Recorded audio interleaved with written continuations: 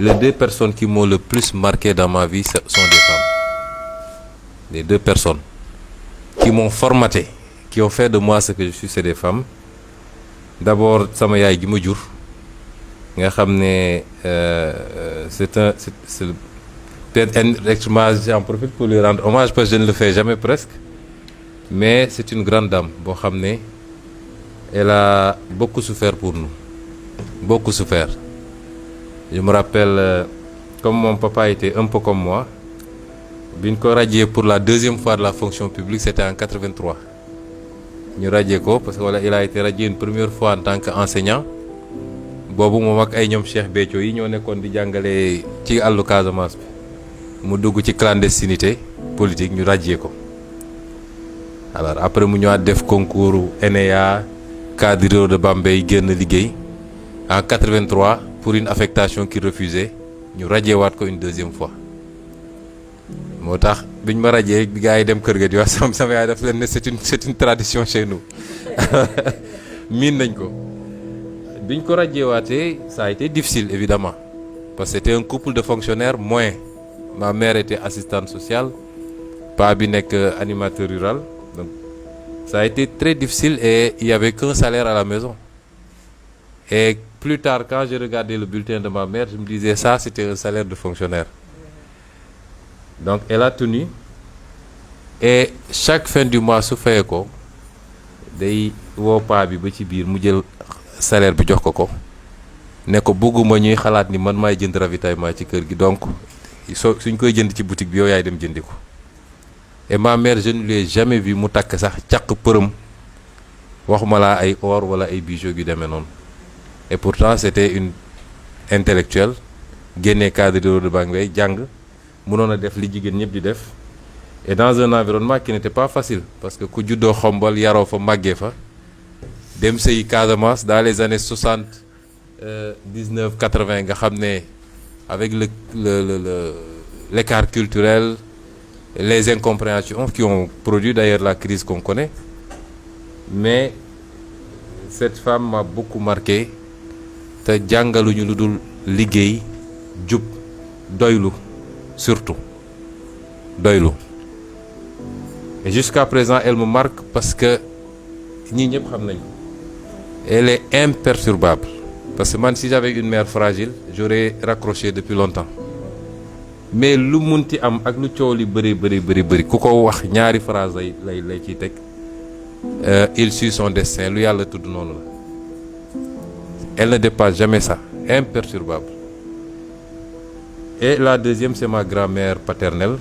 qui était également une très grande dame. Elle s'appelait Fatou Bodian. li ma xam yépp moo ma ko jàngal. On est rentré en Casamance en 82 parce que moi je suis né à Thiès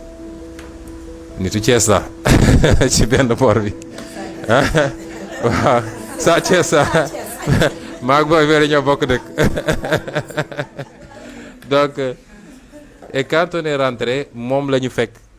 dañu ñibbisi mu tombeek nawet immédiatement mu yattal ñu kajandu xaw ma ndax xam ngeen kajandu mooy li joolaay di bayee ne àll ba. Donc de 82 à 93 amul année boo xam ne ànduma ak moom dugg ci àll bi bay toute l'année. mu woon une femme brave liggéey su jógee tool ya toog na ci taatu lampe bi di saaf gerte dem jàkk ji julli. Elle était tout le temps de blanc vêtue et bi mu demee ba sentir ni jege na dafa ñëw fekk sama yaay mu ne ko kadi dégguloon olof bu baax nag mu andi perkaalam mu ne ko man bu dee buggul kenn jënd tissu bii lañ may suulee. Donc elle n'a jamais voulu dépendre de quelqu'un de sa vie, jamais. Et cette femme-là également m'a énormément marqué dans ma vie. Jàngal na ma liggéey jàngal na ma njub et jusqu'à la fin de sa vie c'est ce qu'elle disait. Donc la femme, sur ce plan sentimental, j'ai beaucoup appris des femmes plus que des hommes.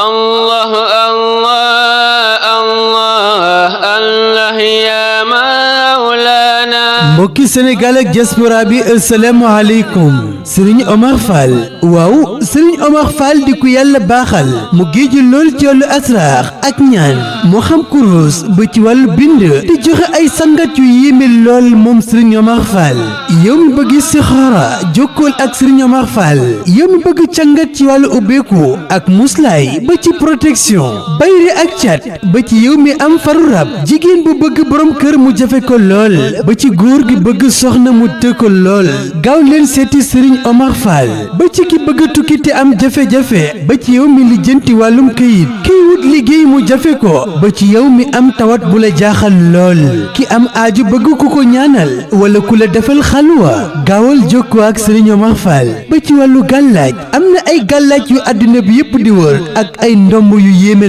lool jaaru Serigne Omar Fall doo ko gis feneen ak yile garab di dox ci wàllu faiblesse sexuelle maanaam góor gu néew kàttan ci wàllu sëy moom Serigne Omar Fall di ko yàlla baaxal mu géeju lool ci xam-xamu asraar gaaw leen jokkoo ak moom génn ci xat-xat yi ngeen ne ak seeni njàqare seeti leen ko gaaw naatal seen dundu téléphone am di 78 566 35 79 ma bamtuwaat numéro Serigne Omar Fall 78 566 35 79 ak Serigne Omar Fall seeni jaaxle jeex na seeti leen ko gaaw cangat ci wàllu ubbeeku muslaay ak protection bay rek cat ba ci yow mi am faru rab jigéen bu bëgg borom kër mu jafe gaawal seeti Serigne Omar Fall góor bu bëgg soxna te fu mu làmm mu dëgër gaawal seeti Serigne Omar Fall ba ci ki bëgg tukki mu jafe ko wàllum kayit jafe la lool ba ci kiy wut liggéey te fu mu jub lu ñu ne ko du fii seetil Serigne Omar Fall tawat bu la jaaxal